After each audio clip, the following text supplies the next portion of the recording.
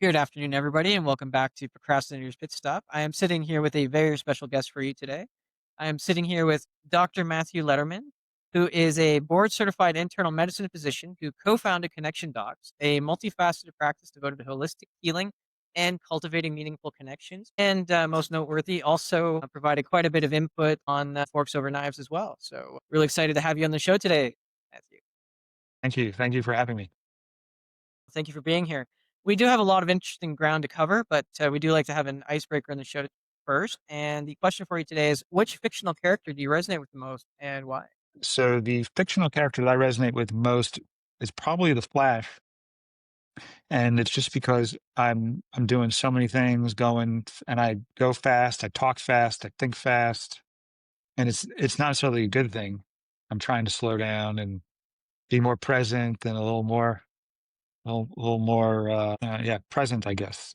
And that's so I was able to accomplish a lot and do lots of things and be productive, but it's a double-edged sword. So that's what I would resonate with most right now. I like that. I like the Flash. It seems like today we're just pressed into doing as much as possible as fast as possible, right? And I guess it kind of slides into, an easy way to slide into the beginning of the show.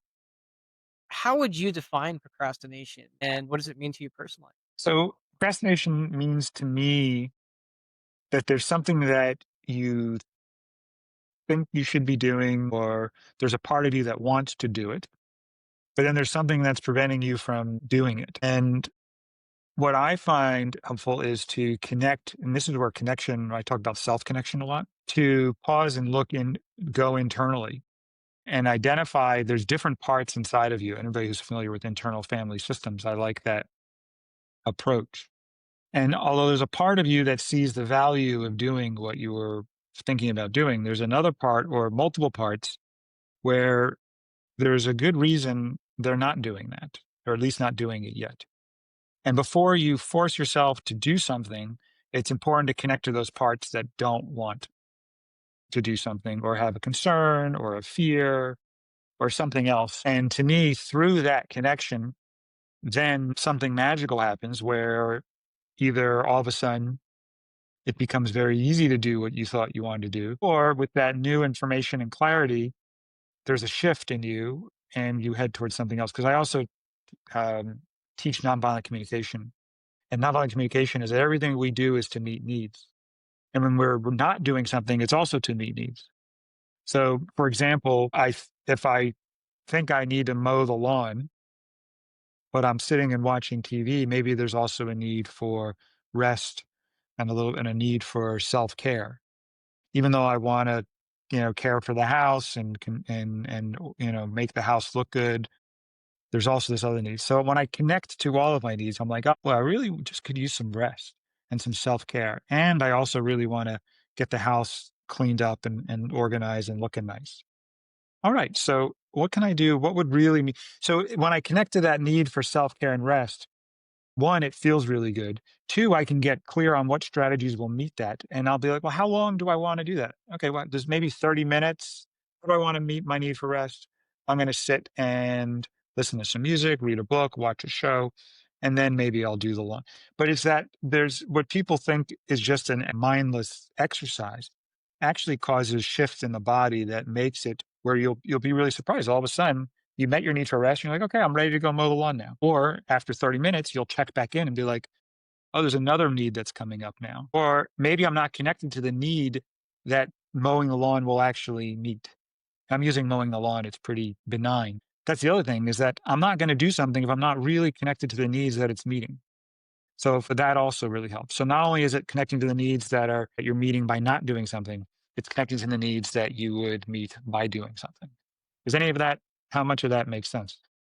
No, no, all of it makes sense. And it's something that many of us put off a lot. We don't really check in with ourselves, and I'd like to get your take on this. I guess maybe we tend to not do it because we're taught that it's selfish, or maybe we're taught that it's not important. Or what's your take on why we don't check in as often as we should We don't check in with our bodies about with what are our ourselves? Yeah. needs. Yeah, I think we're not taught. It's not modeled. We, as in general, people value intellect over felt sense and experience and intuition.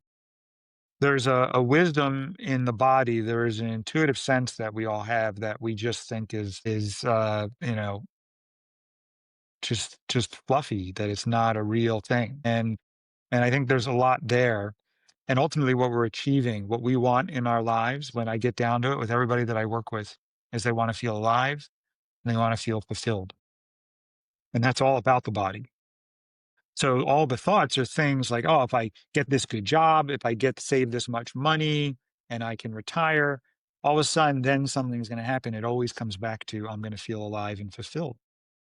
But you can do that right now, especially if you start connecting to the body. You're not going to get very fulfilled or feel alive by thinking your way through things. Now, I'm not saying thought and thinking isn't important, but to me, it's more of a tool than the finish line. I love that you brought up intuition and feelings. Some people call it ESP, but I think that's really doing it a disservice because we have access to billions of data points, and our brain is processing these well at speeds that we can't really understand. But every time you get a gut feeling, I mean, that feeling is based on empirical data from somewhere, whether it's past experience, whether it's something you saw. I mean, I think we tend to discount it a lot as, like you said, these fluffy things that don't have any merit. I mean, there's science that backs up that, we get communication from the gut. We get communication from the heart. We get communication from even me just holding my hands out like this. I mean, I've already got I don't know how many nerve endings that are telling me what the temperature is or how humid the air is. We just don't take that into consideration sometimes. Yeah, and our body is it's there's a process. If anybody's familiar with the polyvagal theory, he talks about neuroception, and that's our body's ability to perceive the world around us and to perceive our environment. And we're basically scanning: is it safe? Is there a threat? And how safe is it, or how threatening and how dangerous is it? And that scanning is happening minute by minute, second by second. It's well beyond our ability to perceive or think through. And it's a survival benefit that we don't have to wait to think if we're safe. We're assessing the environment. And what's really interesting is that perception of your environment affects your nerves, it affects your hormones, it affects your blood flow in your body, it affects gene expression of the immune cells, the immune system. So you'll express different genes in the immune system based on how you're perceiving your environment. It affects whether you're going to release pro-inflammatory or anti-inflammatory cytokines in each cell. All of that is affected based on how you're perceiving your environment. Really fascinating, and none of that has to do with how you think. In fact, you can think you're safe, but if your environment is perceiving that it's not safe, it's going to react in a way that doesn't care what you think. And it's not just safety. There's loneliness, there's meaning and purpose. All of that affects the system because when you are lonely, when you lack meaning and purpose, your body perceives that chemically as threat as it would any other threat. It can actually be found. No, and that's why checking in with especially with yourself is so important, like you were saying, because the brain, as smart as it is, and the thought process as smart as it is, like you were saying, we can think we're safe, and in actuality, our environment is stating something differently, or we can think we're not safe when in Right. fact we are safe, right? Because Exactly. there's no I like to use the example of sitting in for a math exam or a science test or something, right? We perceive that as a threat. We get anxiety over it sometimes, some people, right? And yet the brain doesn't know the difference between that test and say, getting chased by a tiger that's going to eat you, which is really interesting. And that's where this checking in comes into play a lot, right? Right, because you can help yourself experience safety. Like I said, you know how many people who get nervous during tests, someone tells them, "Oh, it's no big deal." Telling them that doesn't matter. It doesn't calm them down. In fact, it probably will make them more anxious because they don't get a sense that they're understood. When we get empathy, when we get a sense that someone understands our pain, that actually creates safety. When somebody is co-regulating with us, we have a device that we use for parents with children called the We Calm device. It's a breathing device. It's all about part of the calming of that is co-regulation. So when someone else shows up and they're breathing calmly and they're talking slowly and the sound of the prosody of their voice is such that we can feel safe. Or have you ever been around someone that talks real fast and is darting over, their eyes are moving and their head is tight? So all of that our body is perceiving, and we come away saying, like, I didn't feel comfortable with that person. Or we'll probably judge them. That's how we'll communicate this lack of experience of safety. We'll be like, boy, that person was wound up. They're too tense. That person was awkward. But it's basically our bodies perceiving another nervous system and then making that assessment that we then turn into a judgment. But it's basically our body saying, wow, we didn't really feel that safe around that person. You touched on something interesting there. I'd like to explore it a little bit deeper. The whole judgment thing. So when we are judging something or we're feeling unsafe, so is it safe to say, wow, play on words.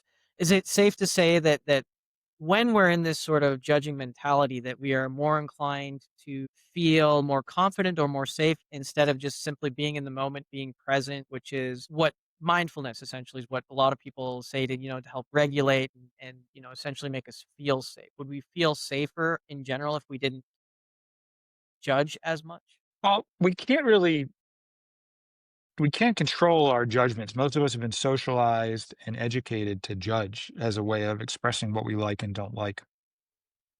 And there's nothing wrong with judging.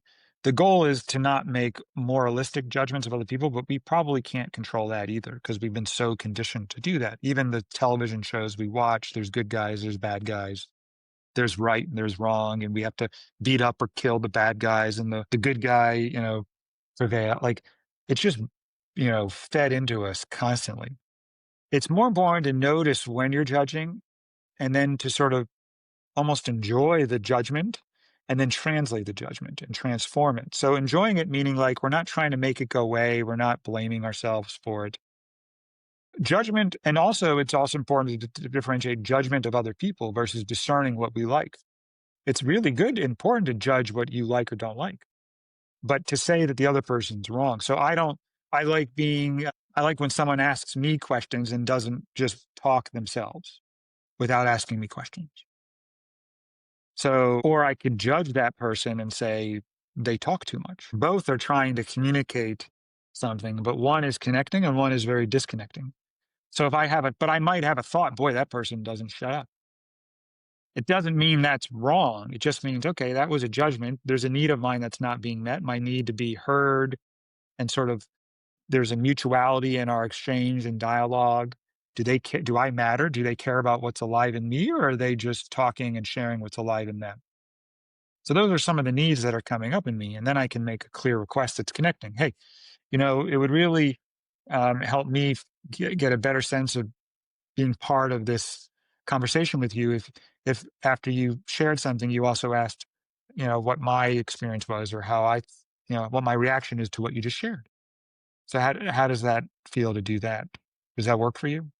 So now you see how with using nonviolent communication I'm connecting to what's going on in me, and I'm making a request that will help me connect to the other person better, not to point out that they're wrong, not to shut them up, but to help me connect with them. So it sounds like that one of the main points of connection, I'm not going to say the most important or anything like that, but it sounds to me that some key components of really connecting both with yourself and with others, which is so needed now, is, compassion, empathy, and really a skill that most of us don't have is listening. Yeah, yeah, compassion, empathy, listening, and there's something called self-empathy and then empathy for other people. So if we can listen, particularly to their heart, and just listen to the words long enough to get to their heart. So if someone, today, like you said, these days, politics will divide anybody. So if somebody says something like, boy, we need to get rid of all these illegal immigrants. Some people might be like, yeah, we do. And then other people might be really offended and upset by that, depending on where you are on that.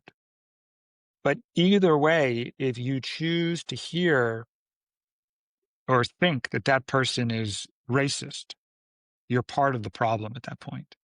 And it's not that you can control that a lot of the times, because that's how we were all educated and conditioned. We can say, boy, I'm having a thought that this person's racist, but I know that's going to be disconnecting and contribute to the problem instead of the solution. So now I'm going to try and empathize first with my pain. I'm really upset by that because I want people to care for everybody, whether they're here illegally or not. I want everybody as a human being, and I want everybody to be cared for. And then so you just sort of connect to your pain, let's say, whatever that is. Or you could be like, like I said, you could be on the other side, which is I agree with them. That's we would handle that differently. But let's assume that it stimulated pain for you when you heard that comment. Then after you connected to your pain, be like, yeah, I want to care for all people, whether they're here legally or illegally. And then you can say, okay, I wonder what's going on for that person. And then you empathize with them. So you really want certain, for protection of the country and protection of all the people in the country, maybe, is that it? That you want people to go through legal channels to be here? Is that what's going on for you? And maybe there's a way of making sure resources are preserved so that there's an organization and structure to this, whatever it is. But you see, like if I'm approaching it with curiosity, the compassion flows. But I can't approach it with curiosity and compassion can't flow if I'm thinking this person's a racist. So I got to go to my pain first, then I empathize with them, and that begins the connection. And right now, what's happening is people are on two sides of each position. And depending on what side you're on, you judge the other side. And even if you think you're right, doesn't matter. You're not going to connect and you're going to be part of the problem if you're judging the other side. But it's very hard to do. Like I said, it's not about not having judgments. It's enjoying the judgment long enough to connect to the pain and then connect to your heart and then connect to the other person's heart.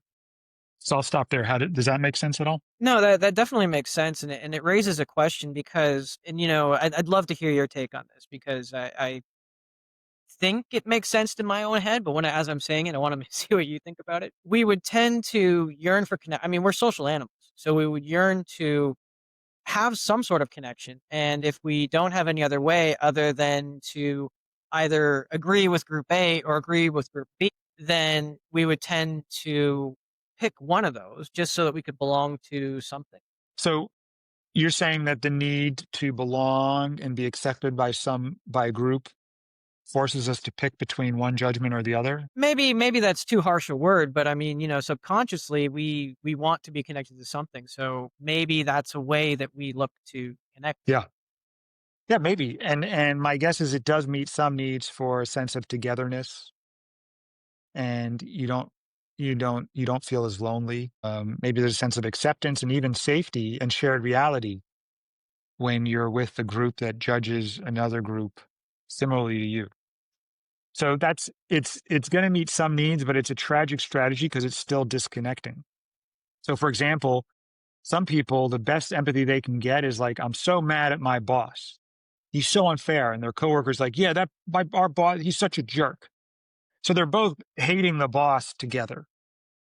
It meets a need for togetherness, but you're not really getting to the heart of the pain, which is I just want my leader, my supervisor to treat me with kindness and care. I want to know that I'm met. And the way this boss talks to me, I don't get a sense that I matter, and I really don't feel a sense of kindness and care. And that's really painful.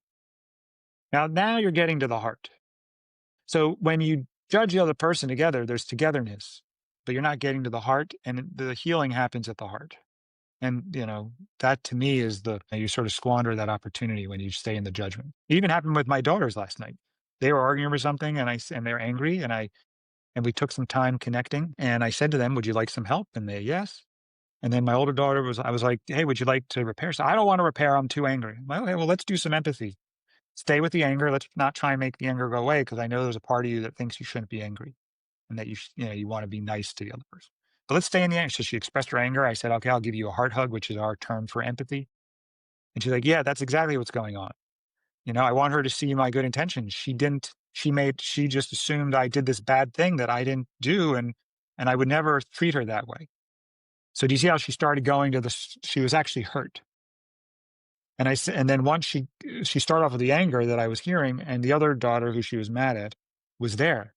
The other daughter was like, oof, it was hard to hear the anger. But then when she got to the heart, Dad, it was very easy to hear. And then my other daughter said, yeah, I could see why you felt bad, Kylie, because, you didn't, you want me to see that you would never treat somebody without that care. And when the way I said it, it seemed like just assumed you didn't care about people. She's like, yeah. says, "I'm happy to work this out, but I really care about people. I want that's really important to me." And now they connected. We didn't solve the problem at that point, but they were very connected at that point. But you still have to hang out with the anger and then translate